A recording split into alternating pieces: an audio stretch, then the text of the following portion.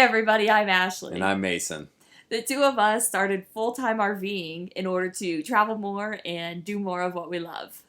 We started off in a travel trailer and quickly realized that we made a huge mistake. In this video, we'll go over why that was a huge mistake and what we have done to fix it.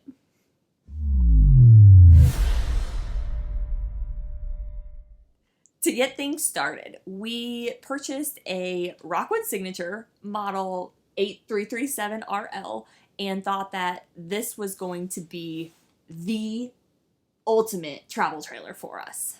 Yeah, it was in our budget. It had these 4 important items that we thought were we had to have. So it had a kitchen island, a king-size bed, washer-dryer hookups, and a space to put our desk for our office. True. And you know what? It had all of those things. When we're just looking at the floor plan, it checked every single box. We thought we were going to be good to go. However, there were several things that we couldn't see on a floor plan that weren't exactly what we wanted.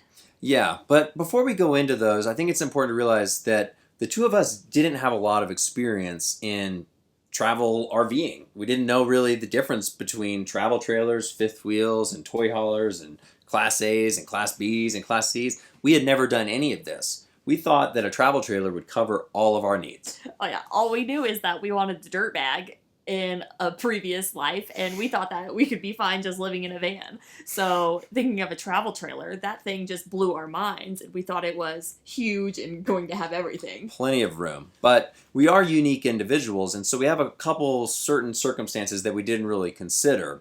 And, most of those being we have a lot of stuff. And when I mean a lot of stuff, it's a lot of outdoor gear. So there are 6 boats underneath of our current setup. We have a mountain bike each, and then skis, of course, backpacking gear. Car camping gear. Oh, yeah. And, then we added a dog into the lifestyle, and not a small dog, a golden retriever, so a big dog. Yeah, we can do minimalist in terms of clothing, maybe kitchen items, basically everything except our outdoor toys. Those things, they take up a lot of room. Yeah, and our outdoor gear is pretty expensive, so we wanted to protect it, and so that was a real concern with us the entire time when we were in the travel trailer is a lot of our gear was just outside. It was. So when we were in that travel trailer, like we said, there were several things that we didn't expect. So one was that limited storage. We knew that we were going to need storage for our bikes. Mm-hmm. And what we had done was just stick the bikes on the hitch, throw a bike cover over it, and we thought that was going to be pretty good. Yeah, but, we're encountering snow, constant rain, wind, sun, all of these elements, and that stuff isn't good for your bike, even if it has a cover over it. Right, so we're just sitting in the travel trailer, looking out the window, seeing a pile of snow on the cover, and thinking that that is not good for our investments. Yeah, so that was a real big issue for us. Another issue that we didn't really realize that when we started living in the travel trailer is the ceilings are quite low and the space is actually pretty crammed. For me, I'm 5'3". It was really no problem. Sure. I didn't have a problem with the ceilings, but you're hitting your head all the time on basically everything. Yeah, I'm 6'1", so a little tall, but, it was just, I'm always kind of having to duck down, hunch over, and that is kind of, I think, part of just RVing. And in general, when you're a taller person, you're kind of just aware that things are smaller, but that was a real issue. And the way the trailer was laid out, as much as we loved it, when you came in the entryway, you were immediately in a small hallway, and the bathroom door was right in front of you, and then to the right was the master bedroom, or the only bedroom. And so that was this really small hallway and entryway. It was all crammed together, and we were constantly bumping into each other and dealing with issues there, and our shoes were all there, and all of our jackets were hung up there. It was a very tight space. Right, so there was a problem with the bikes, the hallway. We also were planning ahead, and we realized that we needed a place to be able to dry our wet kayaking gear, and there wasn't going to be anywhere other than maybe the shower. which, Yeah. we need to shower. So we didn't think that was going to be a very viable option. Mm-hmm. And then also, we are crate training right now with our new Golden Retriever puppy. And when we upgrade to a larger crate for him, it actually wasn't going to fit literally anywhere in the travel trailer. Yeah. So it was a real issue, and we were living in it for a few weeks, and it was a new one, and we had spent a lot of money on it, but we quickly realized that if we want to continue this lifestyle in the future, which we really want to, we needed to be more comfortable. We needed some more space, and we needed to protect our gear. So we started looking at fifth wheels, because fifth wheels typically have more space. Mm-hmm. And then Mason found the whole new category of toy hauler fifth wheels. Yes. And that's been a game changer for us. Yeah, and like I said, this may be common sense to some people that know about this world, but we really had no idea. We didn't know the difference between the various types of rigs, and we thought we did plenty of research when we thought that was going to be the perfect fit for us. And in some previous videos, we've talked about how perhaps if you're looking to get into an RV, go and stay in one for a night. Go try it out. And that would have saved us so much time and so much money had we have done that. Right. So this fifth wheel, it does have a garage. We are in it now. We went with a Rogue Vengeance 4007. Mm-hmm. And it still meets the original criteria for the most part. Yeah. It has our king bed. It has our washer dryer hookup. It sort of has a place for our office. And it doesn't necessarily have a kitchen or a island in the kitchen, but it does have the U, so there's still enough counter space.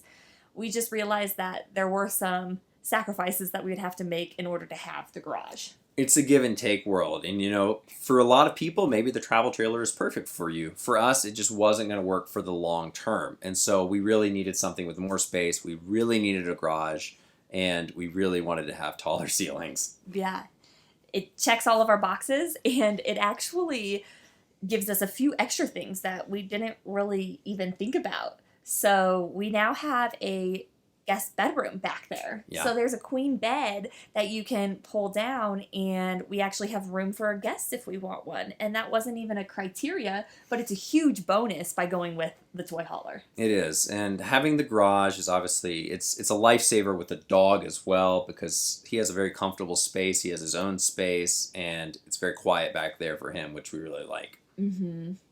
And then also the amount of storage that comes with a fifth wheel or a toy hauler fifth wheel is enormous compared to a travel trailer. Mm-hmm. And I do want to emphasize that it's not all sunshine and rainbows. Everything you choose does have its give and take. Mm-hmm. Our RV salesperson told us that, hey, it's going to be a 90-10 or an 80-20, meaning you're going to love maybe 90 to 80% of it, and there's going to probably be 20 to 10% that you want to change. And Mason being taller, it might not be as much an issue to you, but I mean, these counters or all these pantries, the top shelf is so tall. I almost need a step stool to get to the top shelves. That's true. And, there's still some places within this that I'm still ducking down as well. So we're going to have a video of the new rig coming out soon, of a more official tour of it. But I'd say overall, we're really happy that we made the decision, even though we lost some money in the trade-in and all that stuff. It's so much more comfortable, and we really feel that we can, extend our time doing full-time RVing for a lot longer. Yeah, this is something that we can more so grow into, whereas the travel trailer, we were almost outgrown immediately. Yeah, so I guess overall, if you're looking to get into this lifestyle, or even if you're looking to do this part-time, you may do a ton of research, and that's great. However, it's not necessarily enough. Yeah, take it from us with the truck and the travel trailer. You likely want to go more than what you think. We obviously had to stay within our budget because, unfortunately, money doesn't grow on trees. Yeah. But within your budget, I would try and recommend go as big as possible. Like, we didn't realize that we were going to need a Ram 3500. That was another little piece of this equation that we didn't mention, is that when we wanted to get the fifth wheel, we also had to get a larger truck, a 1-ton, to be able to tow it. So that trade-in also had to occur because we had a 2500, and that was not enough to tow this fifth wheel. Nope. So if you're considering doing this part-time, full-time, especially full-time, emphasis full-timers, go bigger than you think you need. Mm-hmm. Or, like Mason said, stay in it and figure out exactly what you need before you go and spend a ton of money on something. Exactly. So, I don't know. I hope this is of some value to people. It definitely, I wish I had known about it, or we had known about it before we had started, because it would have saved us a lot of money and a lot of headache, because it was very stressful making this change happen, but I'm very glad we did. I'm glad we did too. Yeah. And I look forward to sharing the rest of our journey on the road here. We are expecting to do this now for, 5 years. We'll see how that goes. We'll see. And on the channel, you can expect to see what it's like living in this thing full time.